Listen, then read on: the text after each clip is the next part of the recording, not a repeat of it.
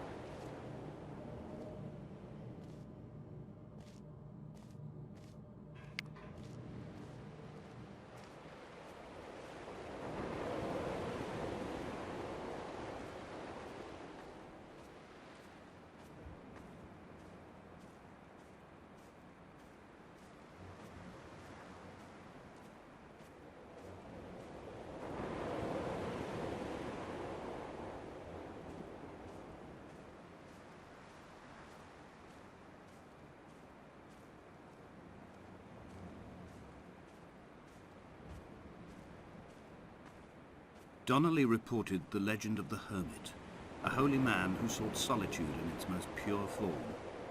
Allegedly, he rode here from the mainland in a boat without a bottom, so all the creatures of the sea could rise at night to converse with him. How disappointed he must have been with their chatter. Perhaps now, when all that haunts the ocean is the rubbish dumped from the tankers, he'd find more peace. They say he threw his arms wide in a valley on the south side, and the cliff opened up to provide him shelter. They say he died of fever 116 years later. The shepherds left gifts for him at the mouth of the cave, but Donnelly records they never claimed to have seen him. I have visited the cave and I have left my gifts, but like them, I appear to be an unworthy subject of his solitude.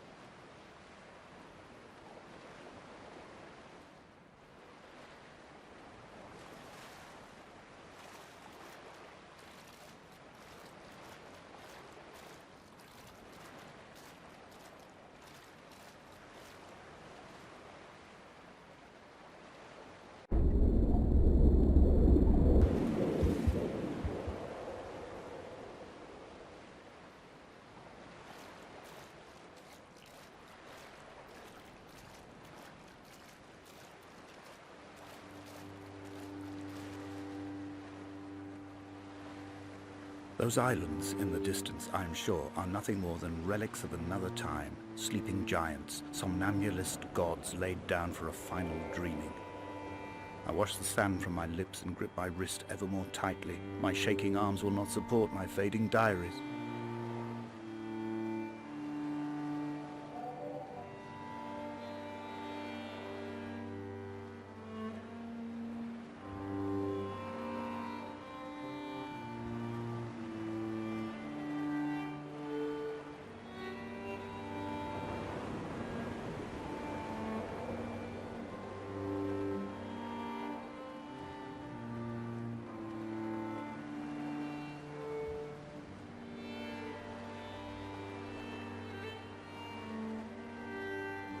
Dear Esther, I found myself to be as featureless as this ocean, as shallow and unoccupied as this bay, a listless wreck without identification.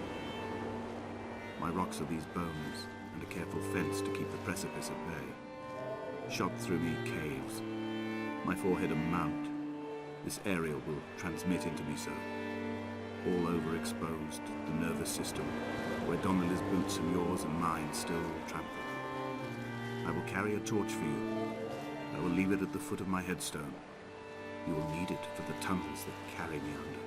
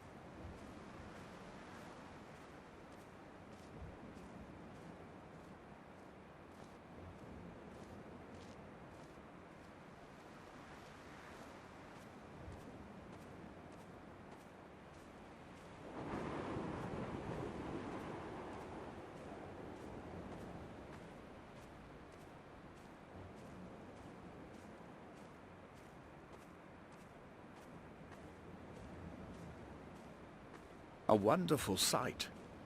The moon cresting the junction between the cliff path and the stone circle. It cast a shadow of the ridge across the beach, all the world as if you had signed your name in untidy handwriting.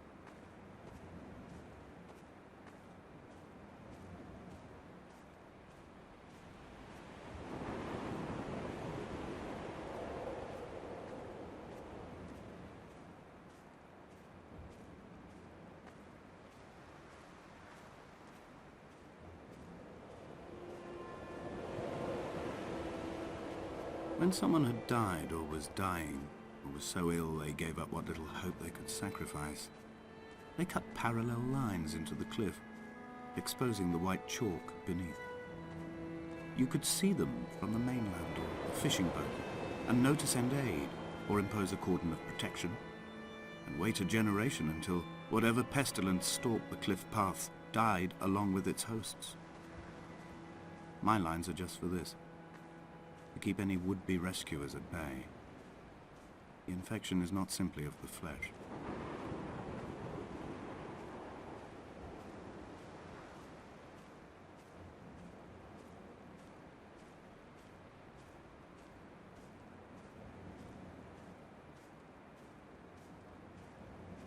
I quote directly, a motley lot with little to recommend them. I have now spent 3 days in their company. That is, I fear, enough for any man not born amongst them. Despite their tedious inclination to quote scripture, they seem to me the most godforsaken of all the inhabitants of the Outer Isles. Indeed, in this case, the very gravity of that term, forsaken by God, seems to find its very apex. It appears to me that Donnelly, too, found those who wander this shoreline to be adrift from any chance of redemption. Did he include himself in that, I wonder?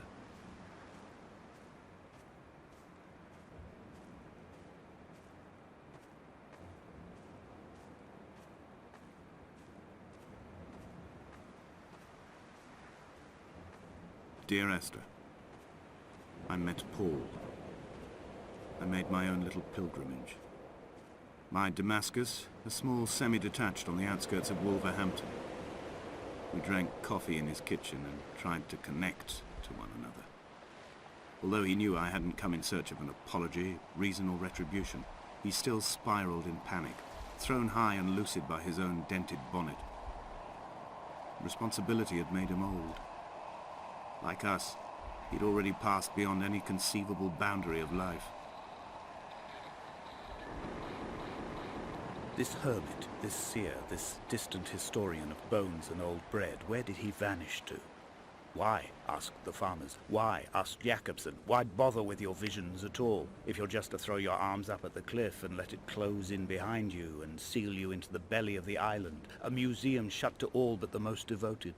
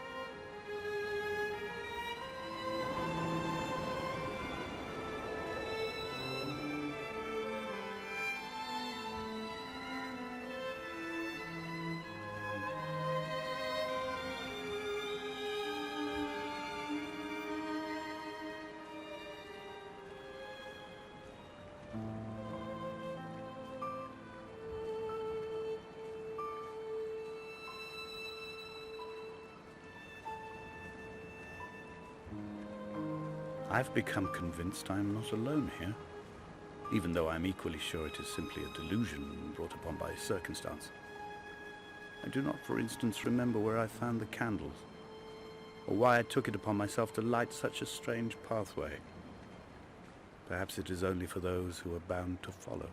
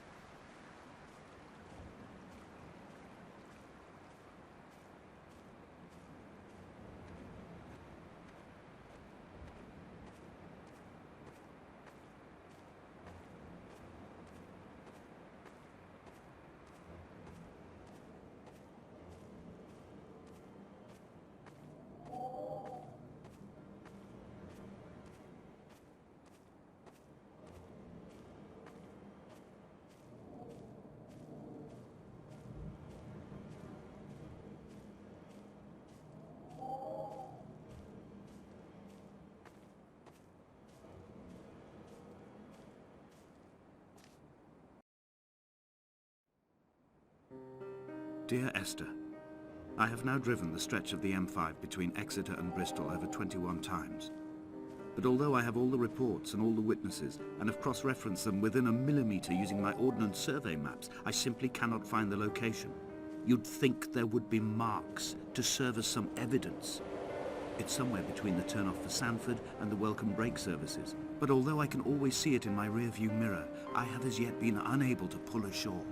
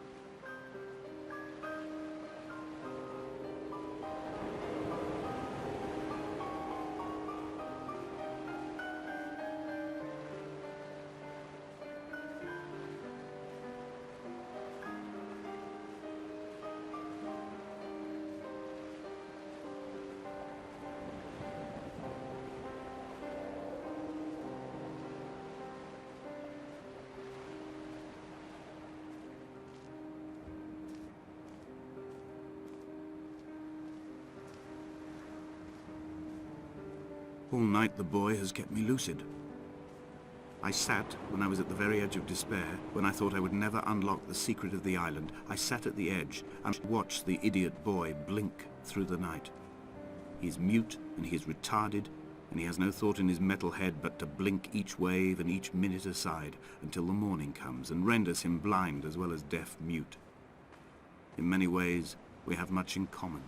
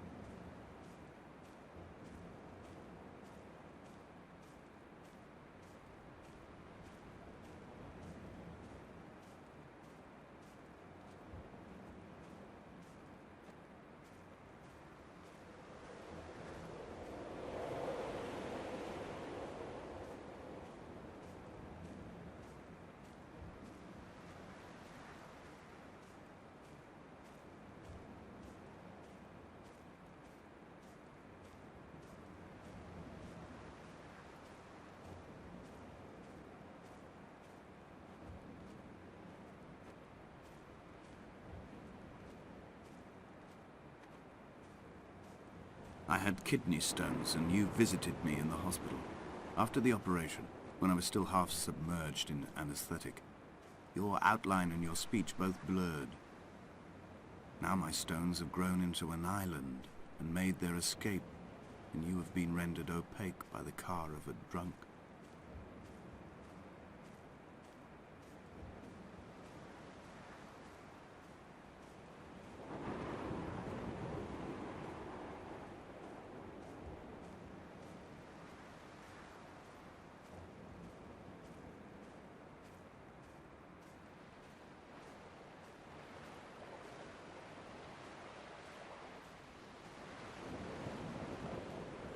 There must be a hole in the bottom of the boat.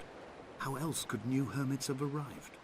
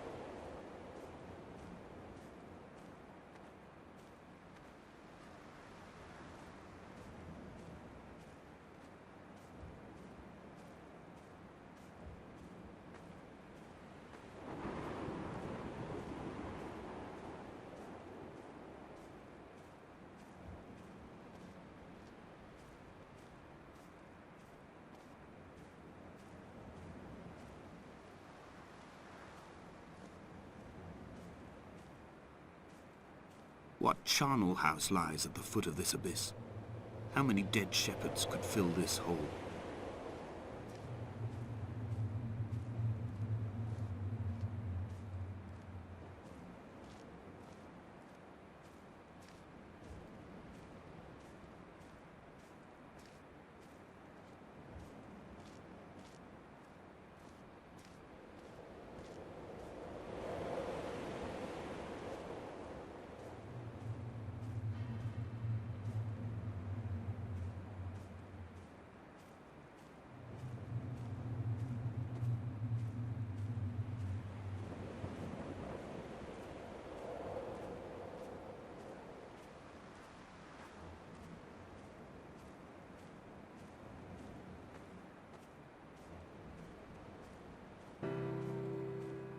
I've begun my ascent on the green slope of the western side. I've looked deep into the mountain from the shaft and understood that I must go up and then find the way under. I will stash the last vestiges of my civilization in the stone walls and work deeper from there. I'm drawn by the aerial and the cliff edge. There is some form of rebirth waiting for me there.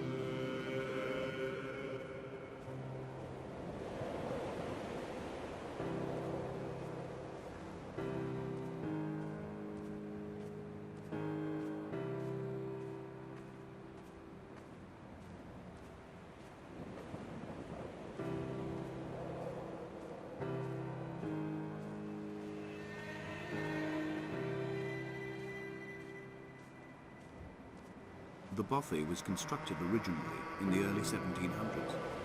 By then, shepherding had formalized into a career. The first habitual shepherd was a man called Jakobsen, from a lineage of migratory Scandinavians. He was not considered a man of breeding by the mainlanders. He came here every summer whilst building the bothy, hoping eventually that becoming a man of property would secure him a wife and a lineage. Donnelly records that it did not work. He caught some disease from his malcontented goats and died 2 years after completing it. There was no one to carve white lines into the cliff for him, either. 3 cormorants seen at dusk. They did not land. This house built of stone, built by a long-dead shepherd. Contents: my camp bed, a stove, a table, chairs, my clothes, my books.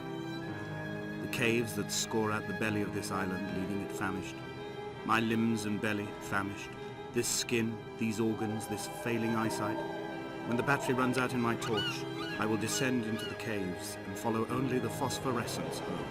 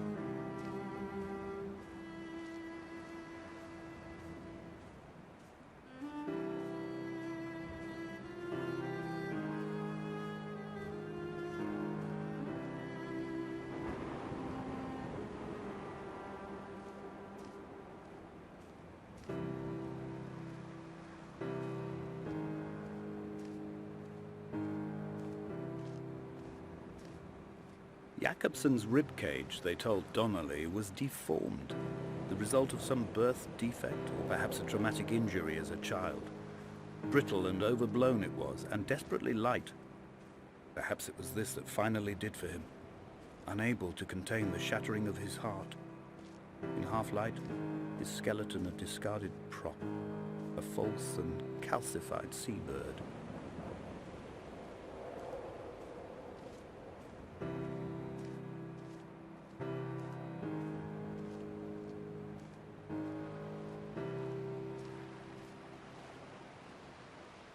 They found Jakobsen in early spring. The thaw had only just come.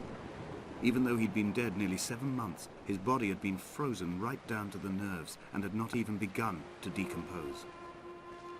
All around him, small flowers were reaching for the weak sun. The goats had adjusted happily to life without a shepherd and were grazing freely about the valley. Donnelly reports they hurled the body in fear and disgust down the shaft, but I cannot corroborate this story.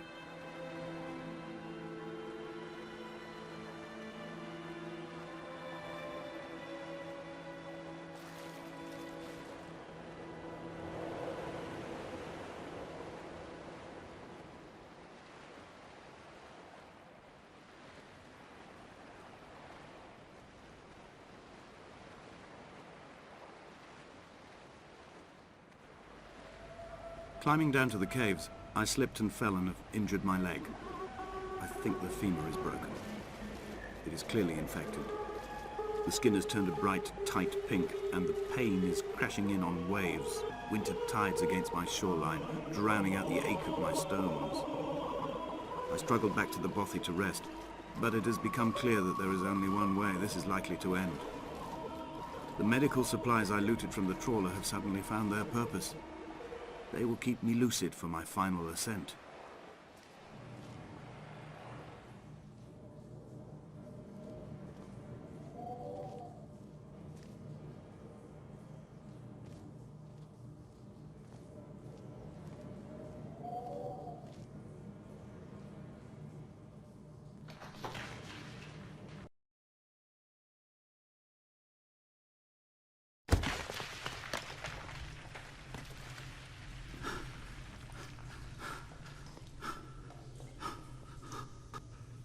Donnelly did not pass through the caves.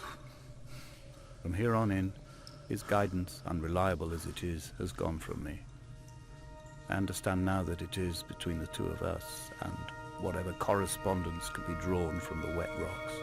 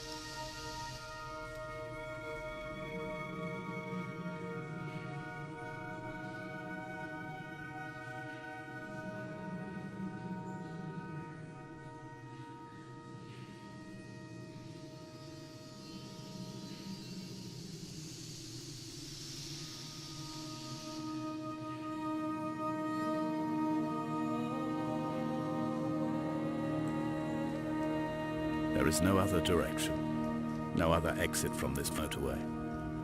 Speeding past this junction, I saw you waiting at the roadside, a one last drink in your trembled hands.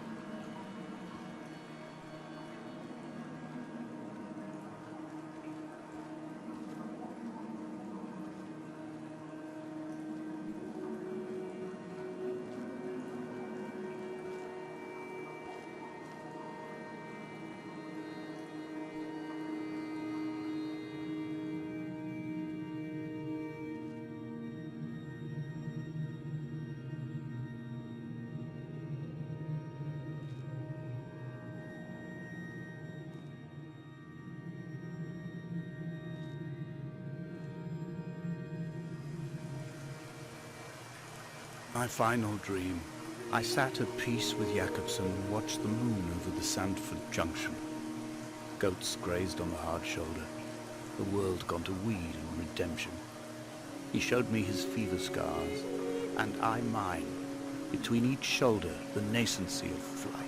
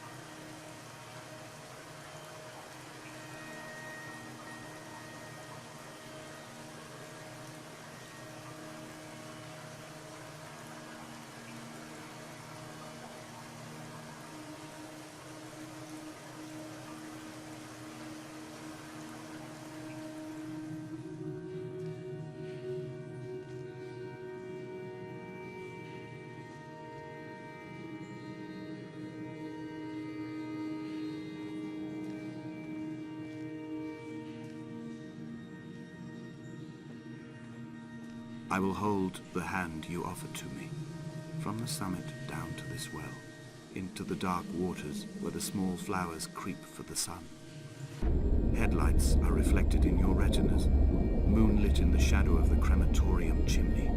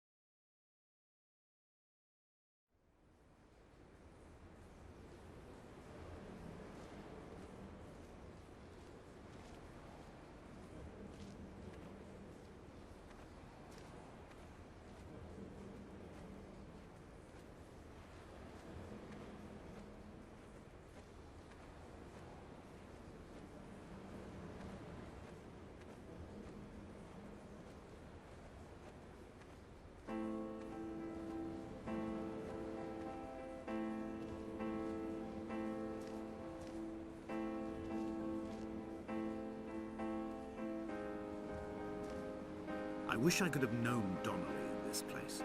We would have had so much to debate. Did he paint these stones or did I? Who left the pots in the hut by the jetty? Who formed the museum under the sea? Who fell silently to his death into the frozen waters? Who erected this godforsaken aerial in the first place? Did this whole island rise to the surface of my stomach, forcing the gulls to take flight?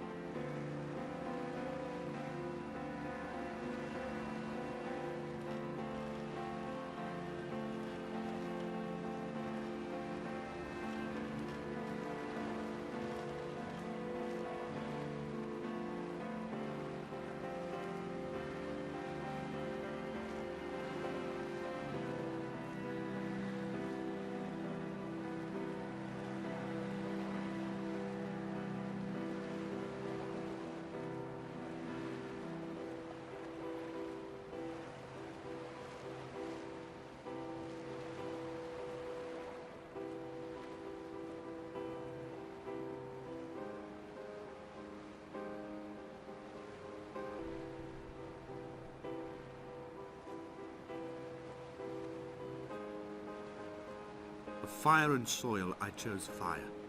It seemed the more contemporary of the options, the more sanitary. I could not bear the thought of the reassembly of such a ruin. Stitching arm to shoulder and femur to hip, charting a line of thread like traffic stilled on a motorway, making it all acceptable for tearful aunts and traumatized uncles flown in specially for the occasion. Reduce to ash, mix with water, make a phosphorescent paint for these rocks and ceiling.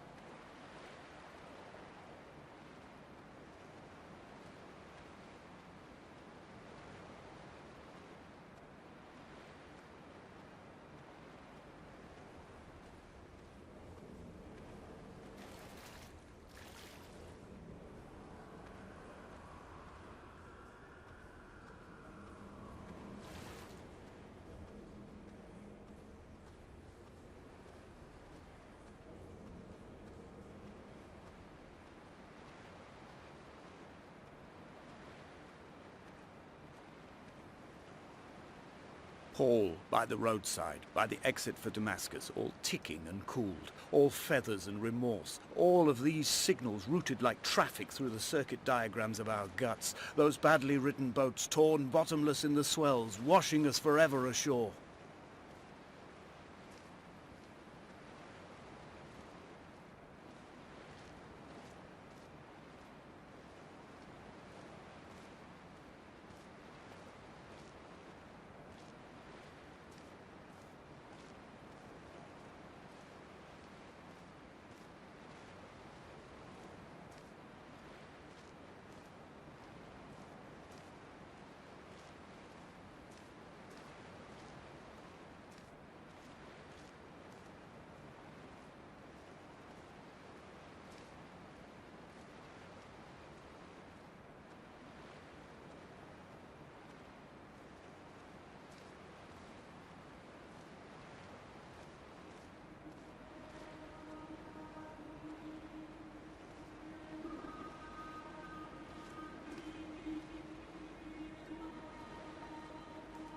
From here, I can see my armada.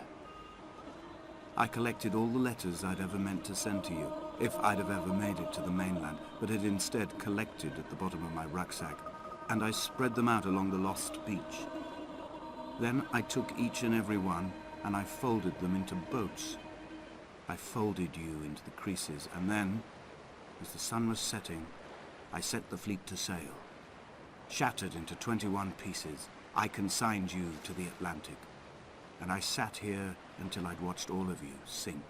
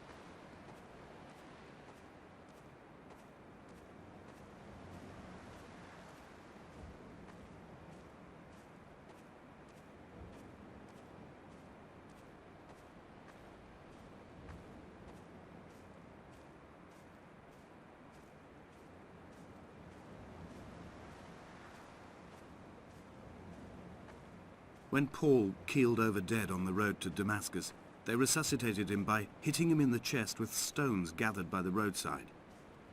He was lifeless for 21 minutes, certainly long enough for the oxygen levels in his brain to have decreased and caused hallucinations and delusions of transcendence. I'm running out of painkillers, and the moon has become almost unbearably bright.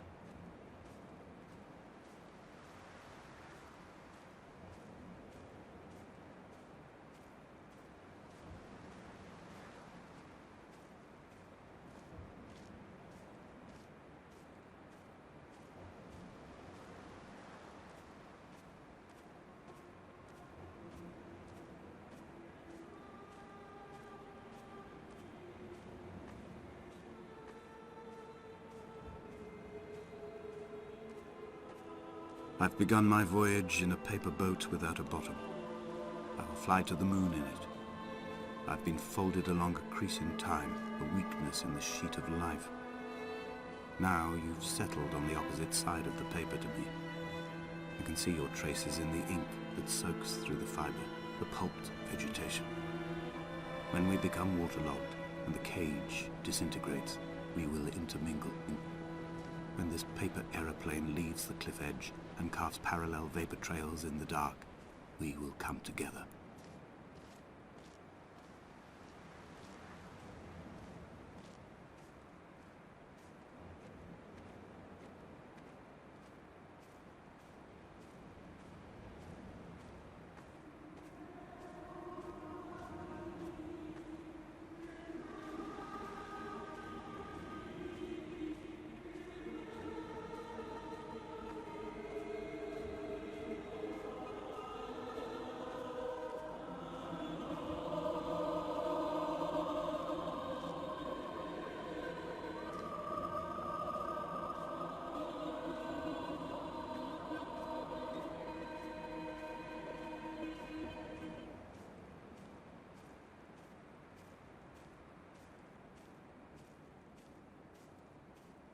If only Donnelly had experienced this, he would have realized he was his own shoreline, as am I.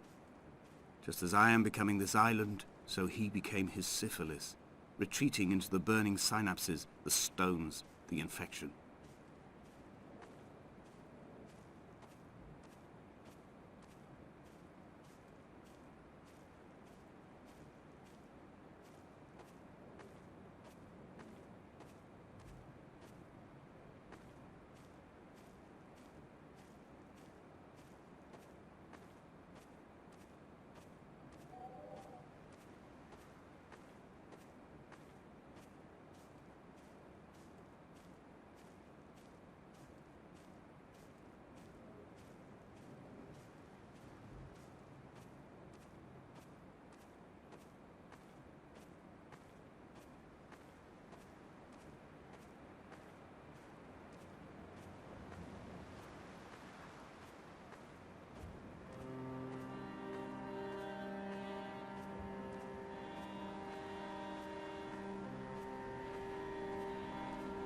Bent back like a nail, like a hangnail, like a drowning man clung onto the wheel, drunk and spiraled, washed onto the lost shore under a moon as fractured as a shattered wing.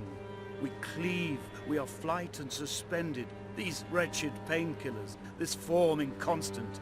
I will take flight. I will take flight.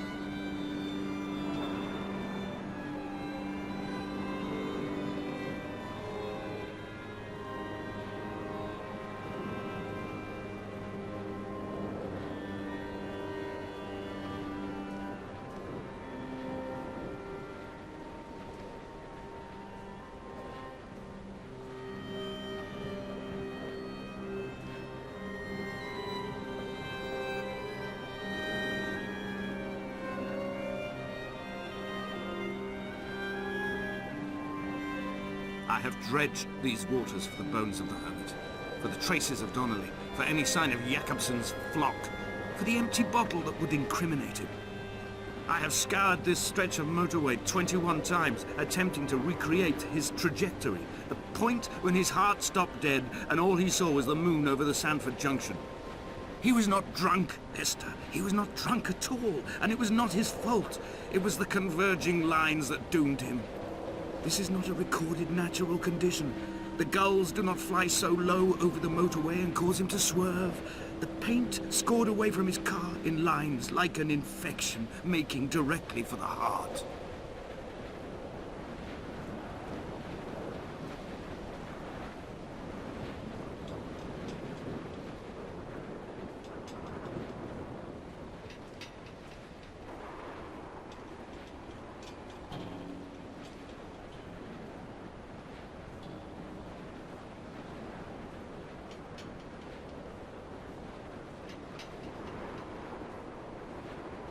I am the Ariel. In my passing, I will send news to each and every star.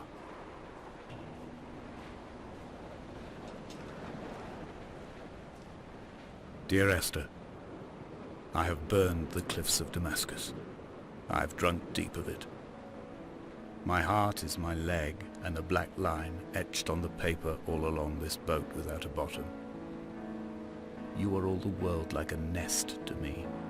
Eggs unbroken form like fossils, come together, send small black flowers to the air. From this infection, hope. From this island, flight. From this grief, love.